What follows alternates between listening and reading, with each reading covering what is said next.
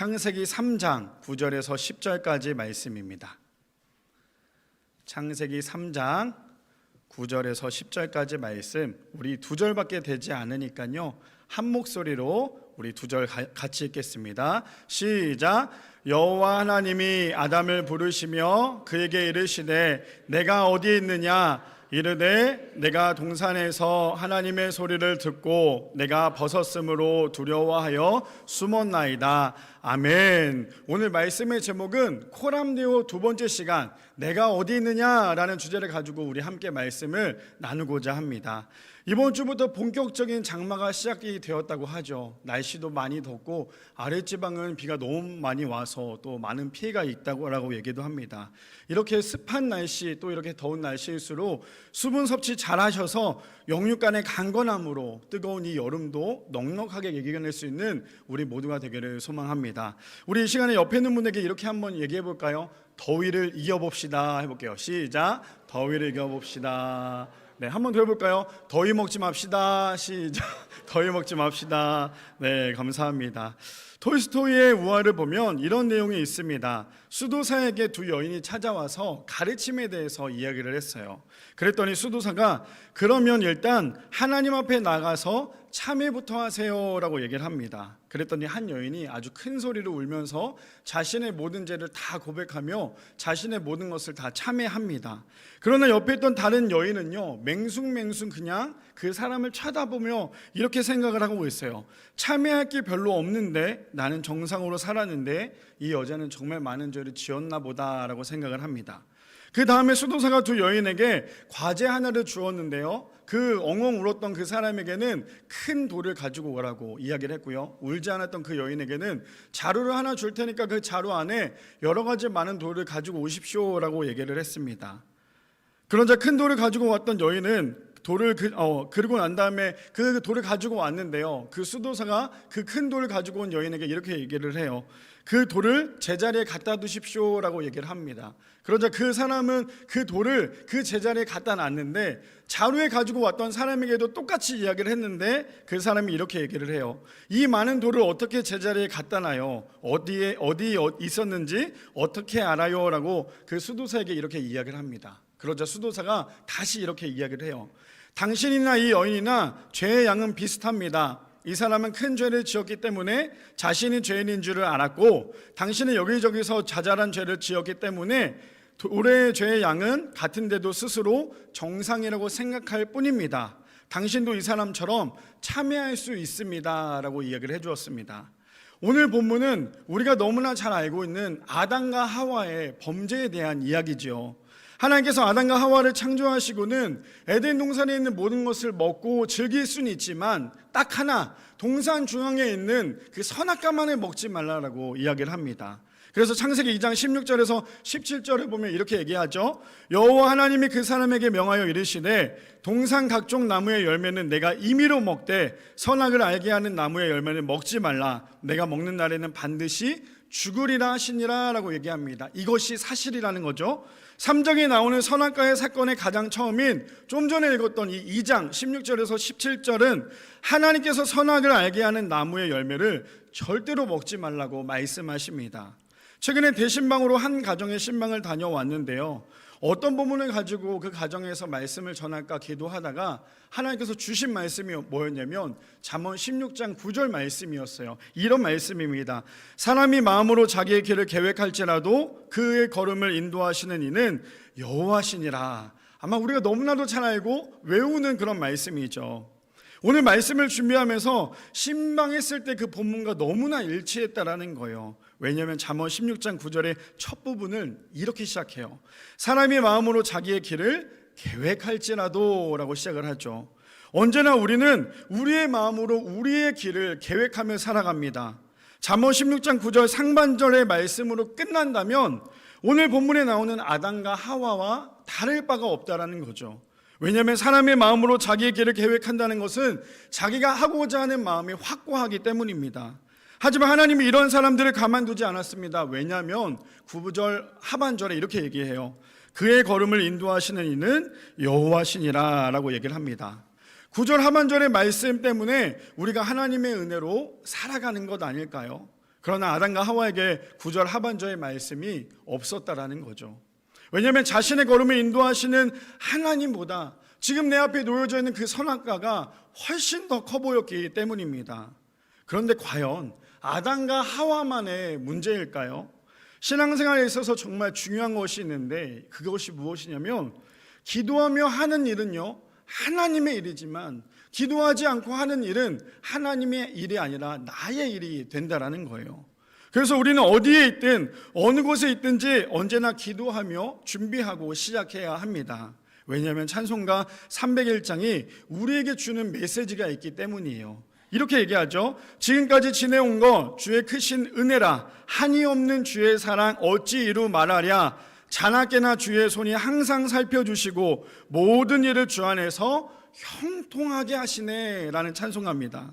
그리고 신방에서 집사님의 고백은 이런 거였어요. 정말 지금까지 지내온 것은 주님의 크신 은혜였습니다.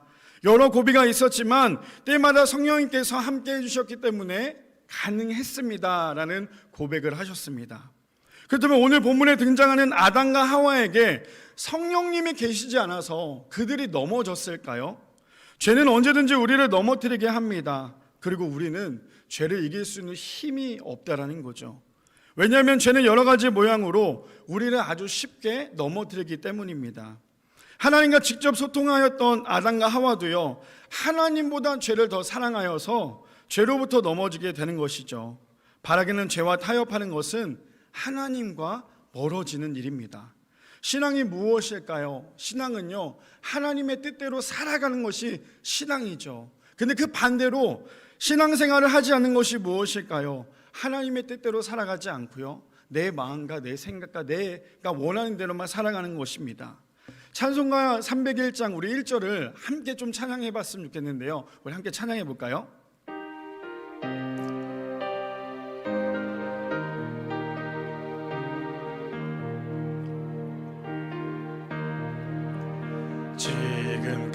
지금까지 지내온 것 주의 크신 은혜라 한이 없는 주의 사랑 어찌 이루 말하랴 자나깨나 주의 손이 항상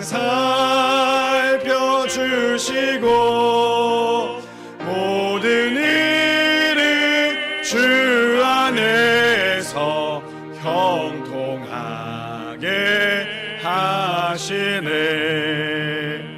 이 찬양의 고백처럼 우리의 삶에 하나님 안에서 형통한 삶을 살아가는 사랑하는 우리 교회 성도님들 되시기를 축복합니다.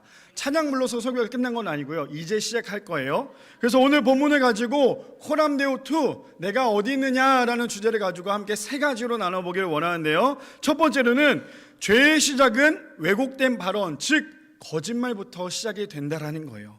본문 3절 우리 함께 읽어볼까요? 시작. 동산 중앙에 있는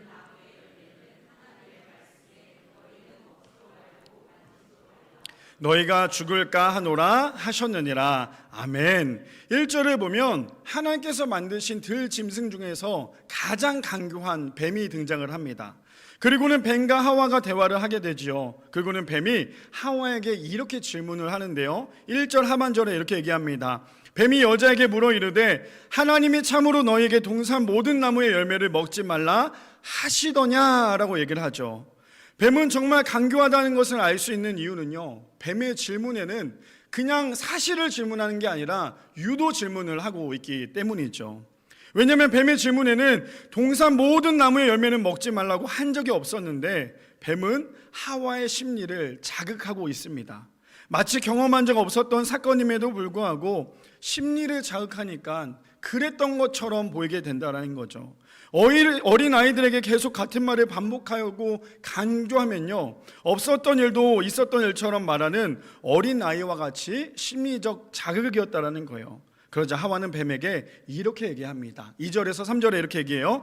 여자가 뱀에게 말하되 동산 나무의 열매는 우리가 먹을 수 있으나 동산 중앙에 있는 나무의 열매는 하나님의 말씀에 너희는 먹지도 말고 만지지도 말라 너희가 죽을까 하노라 하셨느니라 라고 얘기합니다. 지금 하와가 뱀으로부터 대답한 내용을 보면 어떤 부분이 잘못된 것인지를 알 수 있죠.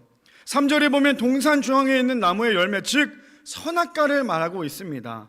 그런데 여기까지는 하나님께서 말씀하신 사실이지만 그 다음에 하와는 뱀에게 왜곡된 발언을 합니다.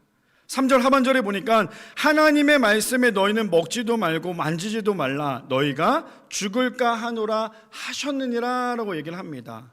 다시 창세기 2장 17절로 돌아와 보면 이렇게 얘기하죠. 선악을 알게 하는 나무의 열매는 먹지 말라 내가 먹는 날에는 반드시 죽으리라. 하나님께서 지금 하와에게 사실을 이야기하고 있다는 거예요. 어떤 부분이 왜곡된 발언인지를 우리는 알 수 있죠. 하나님께서 열매를 먹지 말라 먹는 날에는 반드시 죽으리라고 말씀하신 것은 사실이지만 하와는 이렇게 사실적인 부분을 왜곡합니다. 먹지도 말고 만지지도 말라 너희가 죽을까 하노라. 하나님께서는 먹는 날에는 반드시 죽으리라 라고 말씀하셨는데도 불구하고 하와는 거기에 더 보태서요 만지지도 말고 죽을까 물음표가 붙죠. 왜 하와는 뱀에게 하나님의 말씀을 있는 그대로를 전하지 않았을까요? 하와 안에는요 하나님의 말씀이 없다 보니까 하나님의 말씀이 변질이 되어 뱀의 유혹으로부터 아주 쉽게 넘어질 수밖에 없었다라는 거죠. 이처럼 죄는 아주 간교하게 우리를 유혹합니다. 그래서 우리가 가장 조심해야 할 것은 커다란 죄도 죄지만요 작은 죄로부터 우리가 예민하게 반응해야 한다라는 거예요. 왜냐하면 죄는 아주 작은 것부터 우리에게 스며들기 때문입니다. 이 정도쯤은 괜찮을 거야 라고 생각하는 그 순간부터 우리는 죄로부터 타협하게 되고요 결국 죄 때문에 넘어지게 됩니다. 처음에는 아무것도 아닌 것처럼 얘기하다가 그 말들이 점점 부풀려지고요 그 죄 때문에 결국에 내가 넘어질 수밖에 없는 일들을 경험하게 된다는 거죠. 그리고는 뱀이 하와에게 다시 한번 심리적인 자극을 줍니다. 그래서 하와에게 이렇게 말을 하죠. 4절에 보니까 이렇게 얘기합니다. 뱀이 여자에게 이르되 너희가 결코 죽지 아니하리라 라고 얘기합니다. 지금 뱀은요 한술 더 떠서 너는 죽지 않아 라고 아주 달콤한 유혹을 하고 있다는 거죠. 저는 여기서 한 가지 묵상했던 것은 과연 하와가 죽음에 대해서 알고 있었을까 였습니다. 하나님께서 아담과 하와를 창조하셨을 때에 선악과를 언급하시기 전에는요 죽을 수 있다라는 말을 하지 않았어요. 그들을 만들고 난 다음에 이렇게 말씀하시죠. 보시기에 심히 좋았더라 감탄을 하십니다. 하나님은 아담과 하와를 너무나 사랑하셨죠. 그래서 창세기 2장 20절에서 23절을 이렇게 말합니다. 아담이 모든 가축과 공중의 새와 들의 모든 짐승에게 이름을 주니라. 아담이 돕는 배필이 없었으므로 여호와 하나님이 아담을 깊이 잠들게 하시니 잠들매 그가 갈빗대 하나를 취하고 살로 대신 채우시고 여호와 하나님이 아담에게 취하신 그 갈빗대로 여자를 만드시고 그를 아담에게로 이끌어 오시니 아담이 이르되 이는 내 뼈 중에 뼈요 살 중에 살이라 이것을 남자에게서 취하였은즉 여자라 부리리라 하니라 라고 얘기합니다. 바라기는 하나님께서는 아담과 하와를 너무나 사랑하셨어요. 그리고는 아담과 하와와 함께 있기를 원하셨죠. 그러니 동산의 중앙에 있는 선악과만을 먹지 말라라고 당부를 했습니다. 하나님은 우리에게 많은 은혜를 주십니다. 감히 받을 수 없는 우리 죄인 같은 우리가 하나님께서 날마다 다른 은혜를 매일매일 부어주신다는 거예요. 그런데 우리는 하나님의 은혜보다 세상이 주는 그 쾌락에 맞들려서 은혜를 잊은 채 오늘도 내 앞에 있는 그 선악과만을 따먹고 있다는 거예요. 먹음직스럽고 보암직스러운 선악과를 보느라 우리의 마음을 빼앗기는 것이 아니라 오늘도 나보다 나를 더 사랑하시는 하나님의 그 크신 안에 거하며 그것을 누리는 사랑하는 우리 교회 성도님들 되시기를 축복합니다. 두 번째는 죄는 보지 말아야 할 것을 보게 한다라는 거예요. 본문 7절에 보니까 이렇게 얘기합니다. 우리 다 같이 읽어볼까요? 시작. 이에 그들의 눈이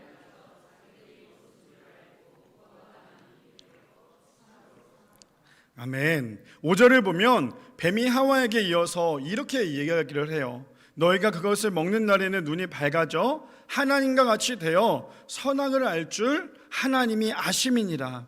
얼마나 달콤한 유혹일까요? 하나님과 같이 동급이 된다는 것 말만 들어도 하와의 마음에는 이미 설렘이 가득했을 거예요. 우리에게 선악과를 먹기만 하면 하루아침에 대그룹의 회장이 된다고 한다면 하나님이 아니라 대그룹 회장님이 된다고 한다면 우리가 지금 내 앞에 놓여져 있는 그 선악과를 무시하고 있을 수 있을까요? 아마 그 선악과를 먹기만 해서 내가 회장이 된다면 아마 모두 다 먹고 있지 않을까요? 저도 그럴 것 같습니다. 선악과를 먹기만 하면 세상에서 가장 영향력이 있는 설교의 대가라고 이야기를 한다면요, 저는 선악과뿐만 아니라 선악과 나무도 먹고요, 선악과 뿌리도 먹을 수 있는 준비가 되어 있습니다. 저는 하와도 이런 마음이겠죠. 왜냐하면 6절에 하와의 마음을 아주 잘 나타내고 있습니다. 6절에 보니까 여자가 그 나무를 본즉 먹음직도 하고 보암직도 하고 지혜롭게 할 만큼 탐스럽게도 한 나무인지라 여자가 그 열매를 따먹고 자기와 함께 있는 남편에게도 주매 그도 먹은지라 라고 얘기를 합니다. 지금 하와의 마음을 어느 정도 읽혀지시나요? 사실 동산 중앙에 있는 선악과는요, 다른 열매들과 특별히 다를 게 없었다는 거죠. 다만 그 열매의 꼬리표에는 선과 악을 나누는, 선과 악을 구분하는 그 열매라는 것밖에 없습니다. 그런데 하와는 뱀의 이야기를 듣고는 선악과의 열매를 다르게 보기 시작했습니다. 처음에 단순히 선악을 알게 하는 열매라고 생각했던 열매가요, 뱀의 말에 그것이 먹음직스럽고 보암직도 지혜롭게 할 만큼 탐스럽게 보였다라는 거예요. 비단 하와만의 문제일까요? 평상시에 막 쓰던 가방이 어느 날 가방 앞에 마크가 명품으로 바뀐다면 그동안에 막 쓰던 가방을 아끼게 된다라는 거죠. 이처럼 아무 생각이 없었던 것들이 누군가에 의해 언급이 되고 유명해지면요, 우리는 다른 눈으로 그것을 보게 됩니다. 하와도 그렇지 않았을까요? 뱀이 이야기하기 전에는 동산 중앙에 그냥 선악과를 구분하는 그 나무가 있구나라고 생각을 했을 텐데, 뱀이 이야기하고 난 후에 그동안에 봐왔던 열매와 사뭇 다르게 그 열매가 보이지 않았을까요? 그리고는 그 열매를 따먹고 자신과 함께 있었던 아담에게도 주니 그 아담이 아주 맛있게 그것을 먹었습니다. 제3자의 눈으로 범죄 현장을 보면요, 하와의 범죄는 완벽한 범죄였다라는 거죠. 그리고 그것을 모르는 순진한 남편인 아담은요, 자신이 너무너무 사랑하는 그 아내가 주니 얼마나 또 그것을 맛있게 먹었겠어요. 결혼을 해서 실수하지 말아야 할 것 중에 1위가 무엇이냐? 저는 그렇게 생각을 해요. 아내가 차려주는 음식을 아주 맛있게 먹어야 한다라는 것. 왜일까요? 정성스럽게 차려준 그 음식에 대해서 불평을 갖는 순간 그 다음날부터는 햇반을 돌려 먹을 수밖에 없기 때문이죠. 그런데 눈치 없이 오늘 국이 짜네, 반찬이 너무 맵네, 이런 말을 하면 다음부터 음식을 해줄 마음이 있을까요?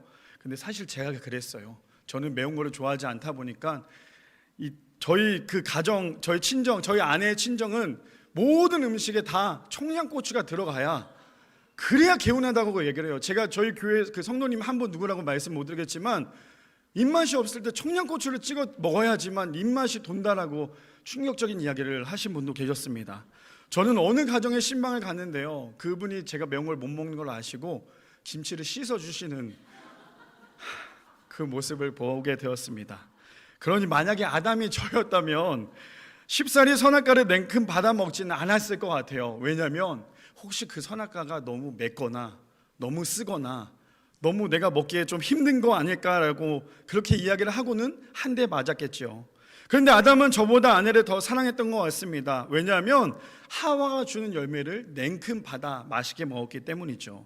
그리고는 아담과 하와의 눈은 보지 말아야 할 것들이 하나하나 보이게 됩니다. 어떤 것들이 보였을까요? 자신들이 보지 말아야 할 죄들이 하나하나 보이게 되었습니다.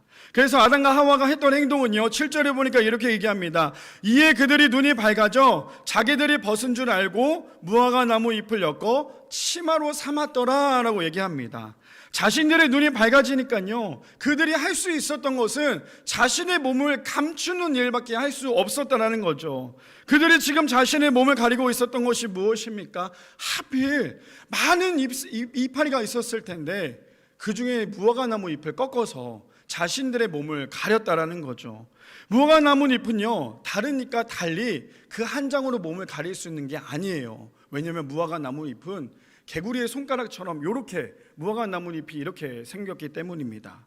죄가 바로 이런 것이죠. 아무리 자신의 죄를 자신의 힘으로 가리려고 노력한들 죄는 절대로 가려지지 않기 때문입니다.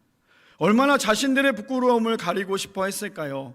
아무리 대단한 사람이라 할지라도, 성령에 충만한 사람이라 할지라도요, 자신의 죄를 자신이 지을 수 없습니다. 왜냐하면 우리는 예수님의 보혈만이 우리의 모든 죄를 씻을 수 있기 때문입니다.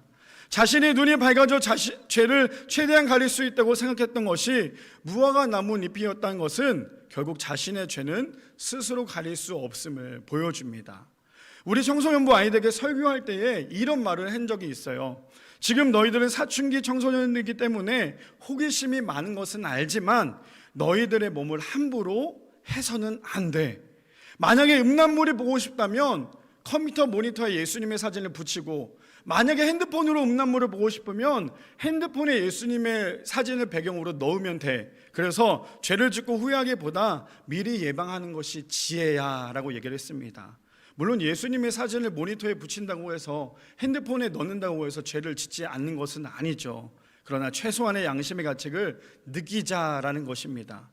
우리는 너무나 쉽게 죄에 노출되어 있습니다. 하나님보다 앞서는 모든 것들이 우리 자신에게는 먹음직도스럽고 또 보암직도스러운 선악과가 될 수밖에 없습니다. 지금 우리의 주변에 어떤 선악과가 나 자신을 유혹하고 계신가요? 돈의 선악과인가요? 아니면 명예의 선악과인가요? 아니면 내가 그 끊을 수 없는 쾌락의 선악과인가요? 바라기는 아무리 좋은 무화과 나무잎으로 몸을 가린다고 해도요, 다 가려지지는 않습니다. 이처럼 우리 죄는 우리 스스로가 해결할 수 없기 때문이죠. 그래서 나를 사랑하사 나를 위해 죽기까지 하신 예수님께서 나를 위해 이 땅에 오셨다라는 거예요. 죄를 사랑하여 죄로부터 우리의 시선이 빼앗기는 것이 아니라 내 뒤에 여전히 나와 함께 하시는 하나님을 의식하여 우리의 시선이 십자가를 향해 있는 사랑하는 우리 교회 성도님들 되시기를 축복합니다. 마지막 세 번째로, 죄를 이길 수 있는 것은요, 하나님의 마음을 아는 거라는 거예요. 우리 본문 9절에서 10절 우리 함께 읽어볼까요? 시작. 여호와 하나님이 이르되 내가 동산에서 하나님의 소리를 듣고 내가 벗었으므로 두려워하여 숨었나이다. 아멘. 그날 저녁에 동산에 거니시는 그 하나님의 음성에 이 아담과 하와는 동산 나무 뒤에 숨게 됩니다. 얼마나 아담과 하와의 죄가 찔렸으면 하나님의 소리를 듣기만 했는데 하나님을 피해 그 자리에 숨었을까요? 그런데요, 사랑과의 관계도 마찬가지라는 거예요. 잘못한 사람이 있으면 상대방 앞에 당당하게 서 있지 못하고 그 상대방을 피하게 된다는 거죠. 지금 아담과 하와도 똑같은 상황입니다. 자신들이 하나님 앞에 지은 죄가 있으니까요, 하나님을 피해 버린다는 거예요. 그러자 하나님께서 아담을 부르시죠. 9절에 이렇게 얘기합니다. 여호와 하나님이 아담을 부르시며 그에게 이르시되 내가 어디 있느냐라고 이야기를 하죠. 지금 아담을 부르는 하나님의 마음은 어떠했을까요? 정말 아담을 혼내기 위해서 이 아담아 너 어디 있어? 라고 소리를 지르고 계셨을까요? 우리가 가장 오해하고 착각하는 것 중에 하나가요, 상대방의 마음을 내가 너무나 잘 안다라고 이야기를 하는 거예요. 그런데 내가 상대방의 마음을 안다고는 하지만 다 알 수는 없다라는 거죠. 그래서 다 안다고 말하는 순간 그것은 교만이 될 수밖에 없습니다. 부부도 마찬가지라는 거예요. 그래서 마태복음 26장 33절에서 35절에 보면 이렇게 얘기합니다. 베드로가 대답하여 이르되 모두 주를 버릴지라도 나는 결코 버리지 않겠나이다. 예수께서 이르시되 내가 진실로 내게 이르노니 오늘 밤 닭 울기 전에 내가 3번 나를 부인하리라. 베드로가 이르되 내가 주와 함께 죽을지언정 주를 부인하지 않겠나이다 하고 모든 제자도 그와 같이 말하니라 라고 얘기합니다. 지금 상황이 어떠한 상황인가요? 예수님의 제자들은 절대 예수님을 버리지 않겠다라고 확신에 찬 모습이라는 거죠. 하물며 예수님의 애제자인 베드로는요, 자신이 죽을지언정 예수님을 떠나지 않겠습니다 라고 얘기를 합니다. 그러나 마태복음 26장 72절에 이렇게 얘기해요. 베드로가 맹세하고 또 부인하여 이르되 나는 그 사람을 알지 못하나이다. 베드로의 모습은요, 지금 예수님을 부인하는 정도가 아니었어요. 맹세까지 하는 아주 치사한 모습을 보여주고 있다는 거죠. 그리고 난 다음에 75절에 베드로가 깨닫게 되는데 이렇게 얘기합니다.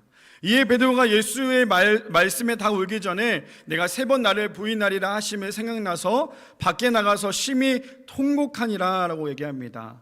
그리고는 예수님께서 말씀하신 것을 그제서야 베드로는 깨닫게 됩니다. 결국 예수님을 따르던 제자들도요, 예수님에 대해서 다 안다고 이야기를 했지만 정작 정말 중요한 순간에 예수님을 모른다라고 이야기를 합니다. 아담과 하와도요, 하나님을 자신들이 가장 잘 알 거라고 생각을 하고 있었다라는 거예요. 그러나 아담과 하와가 아는 하나님은요, 그런 하나님이 아니었다라는 거예요. 그래서 우리가 신앙생활을 할 때 가장 조심해야 되고, 우리가 가장 조심해야 될 게 뭐냐면요, 하나님을 내가 내 마음대로 판단하는 거예요. 하나님은 무한하신 분인데 나 때문에, 나 같은 것 때문에 무한하신 하나님을 유한한 하나님으로 만드는 것이 우리의 신앙이라는 거예요. 하나님께서 아담과 하와를 부르셨던 것은 그들과 대화하기 위함이었습니다. 그래서 하나님께서 아담을 부르십니다. 아담아, 내가 어디 있느냐? 정말 하나님께서 아담을 모르셔서 부르셨을까요? 세상 모든 만물을 하나님께서 만드셨는데 아담이 어디 숨었는지 몰라서 하나님께서 아담아, 내가 어디 있느냐라고 질문하셨을까요? 아담이 하나님이 어떤 분인지 알았다면 그의 행동은요, 하나님을 피하지 않았을 거예요. 하나님 앞에 나가서 하나님, 내가 이런 죄를 지었습니다, 하나님 용서해 주세요라고 이야기를 했겠죠. 그런데 아담의 행동은요, 하나님께 이렇게 얘기를 합니다. 본문 10절에 보니까 이르되 내가 동산에서 하나님의 소리를 듣고 내가 벗었으므로 두려워하여 숨었나이다 라고 얘기합니다. 정말 하나님께서 원하시는 대답이었을까요? 하나님의 대답은 11절에 아담에게 이렇게 말을 합니다. 이르시되 누가 너의 벗었음을 내게 알렸느냐? 내가 내게 먹지 말라 명한 그 나무 열매를 내가 먹었느냐? 라고 얘기합니다. 하나님께서 원하셨던 대답은요, 아담에 대한 솔직한 자신의 고백이었다라는 거예요. 그러나 아담은 솔직한 고백이 아니라 이제는요, 남 탓하기까지 바빴다라는 거예요. 그런데 남 탓뿐만 아니라 지금 아담의 행동은요, 선을 훌쩍 넘는 행동을 보여주고 있습니다. 12절에 보니까 이렇게 얘기합니다. 아담이 이르되 하나님이 주셔서 나와 함께 하신 여자가 그가 나무 열매를 내게 주므로 내가 먹었나이다 라고 얘기합니다. 지금 아담이 잘못했음에도 불구하고요, 아담의 한 행동은 가장 먼저 누구를 탓해요? 자신을 만든 하나님을 탓한다라는 거예요. 이걸 세번역으로 제가 가져와 보니까 세번역에는 더 사실적으로 얘기를 하더라고요. 이렇게 얘기합니다. 그 남자는 핑계를 대었다. 하나님께서 저와 함께 살라고 짝지어 주신 여자, 그 여자가 그 나무의 열매를 저에게 주기에 제가 그것을 먹었습니다. 그 남자가 핑계하였다라고 얘기를 하죠. 그리고는 하나님이 짝지어 주신 여자의 핑계도 되고 있습니다. 여기서 아담과 하와는요, 자신의 죄를 감추기 위해 무화과 나무 잎으로 자신을 감추는 행동을 하고 있다는 거예요. 13절에 보니까 아담의 말을 들은 하나님께서 이번에는 하와에게 이렇게 얘기합니다. 여호와 하나님이 여자에게 이르시되 내가 어찌하여 이렇게 하였느냐? 여자가 이르되 뱀이 나를 깨므로 내가 먹었나이다. 이번에는 하와가요, 핑계를 대고 있다는 거예요. 결국 아담은 하나님과 하와에게 죄를 돌리고요, 하와는 뱀에게 자신의 죄를 돌리는 모습이죠. 왜 이렇게까지 되었을까요? 아담은 하나님의 마음을 모르니까 자꾸만 자신들의 죄를 키울 수밖에 없었다라는 거예요. 그렇다면 하나님의 마음을 알 수 있는 방법이 무엇일까요? 하나님의 말씀을 자꾸만 내 안에 자꾸만 집어넣어야 합니다. 그리고 하나님의 음성에 우리는 귀를 기울일 줄 알아야 한다라는 거예요. 하나님의 말씀이 우리 안에 있지 않으면요, 우리는 마귀로부터 우리의 입과 코가, 귀가 가려질 수밖에 없다라는 거예요. 사람들과의 관계에서도 잘못된 것을 잘못되었다고 이야기하지 못하면 그 상대방의 입과 눈과 코와 귀를 가리는 행동이 될 수밖에 없다라는 거죠. 이처럼 죄를 해결할 수 없기에 창세기 3장 15절에 원시복음은 이렇게 얘기합니다. 내가 너로 여자와 원수가 되게 하고 내 후손도 여자의 후손과 원수가 되게 하리니 여자의 후손은 내 머리를 상하게 할 것이요 너는 그의 발꿈치를 상하게 할 것이니라 하시고 라고 얘기합니다. 그리고 하나님께서 아담과 하와의 모습에 안타까워하는 마음으로 하나의 것을 희생을 시키는데요, 창세기 3장 21절에 이렇게 얘기하죠. 여호와 하나님이 아담과 그의 아내를 위하여 가죽옷을 지어 입히니라. 이처럼 하나님의 사랑은요, 끝이 없습니다. 그렇다면 우리가 이 세상을 어떻게 살아가야 할까요? 하나님의 말씀을요, 우리의 마음에, 우리의 몸에 단단히 묶어야 합니다. 하나님의 말씀을 우리 가운데 단단히 묶고 난 다음에 우리가 해야 할 것은 세상으로 나아가야 한다는 거예요. 하나님의 말씀이 우리 안에 있다면 우리는 매일매일 죄를 짓지만 그 죄를 이겨낼 수 있는, 그 죄로부터 넘어졌지만 일어설 수 있는 힘이 주어진다는 것이죠. 바라기는 가장 지혜로운 사람은요, 자신의 죄에 대해서 솔직하게 고백하는 사람이 가장 지혜로운 사람이에요. 성령 충만함을 받으려면 어떻게 해야 됩니까? 내가 먼저 하나님께 나의 모든 것을 다 고백해야 돼요. 내가 나를 감추고 있고 하나님 앞에 나간다면 나는 감췄다고 생각하겠지만요, 하나님은 그것을 제일 잘 알고 계신다라는 거예요. 그래서 잘못이 있어서 눈치를 보며 피하는 것이 아니라 하나님 앞에 자신의 마음을 보여야 합니다. 어떻게 해요? 주님, 저는 오늘도 많은 죄를 지었습니다. 지으며 살았습니다. 저의 죄를 용서해 주세요. 선악과의 소음에 나의 마음이 빼앗기는 것이 아니라, 선악과의 시선에 나의 마음을 빼앗기는 것이 아니라, 오늘도 여전히 나에게 아담아 내가 어디 있느냐라는 하나님의 말씀에 그 질문에 솔직하게 고백하며 하나님 앞에 나아가는 사랑하는 우리 교회 성도님들 되시기를 축복합니다. 설교를 준비하다가 저번 주에 저희 아내의 친척 언니가 갑자기 사망을 했어요. 그래서 급하게 서울에 있는 장례식장을 향했는데요, 워낙 아내와 친척 언니가 너무나 친하다 보니까 아내가 참 많이 힘들어했습니다. 그 모습을 보면서 문득 그런 생각이 들었어요. 물론 장례식장을 갈 때마다 느끼는 거지만 하나님을 잘 믿어 하나님 품에 가는 것은 정말 복된 일이지만, 그렇지 않고 여전히 하나님께서 아담아 내가 어디 있느냐 부르셨을 때 그 질문에 듣지 않아 하나님을 믿지 않고 죽는 것이 얼마나 안타까운 것인지를 장례식장 갈 때마다 느껴진다라는 거예요. 사람은 모두 다 죽게 됩니다. 다시 보지 못한다라는 안타까움이 있지만 더 그것 때문에 슬퍼하기보다 더 슬퍼해야 될 건 뭐냐면요, 그 죽은 사람이 하나님을 알지 못해 죽은 거에 대해서 우리는 더 많이 슬퍼해야 한다라는 거예요. 하나님의 마음을 깊이 묵상하여 하나님의 뜻대로 하나님의 끝까지 잘 믿는 사랑하는 우리 교회 성도님들 되시기를 축복합니다.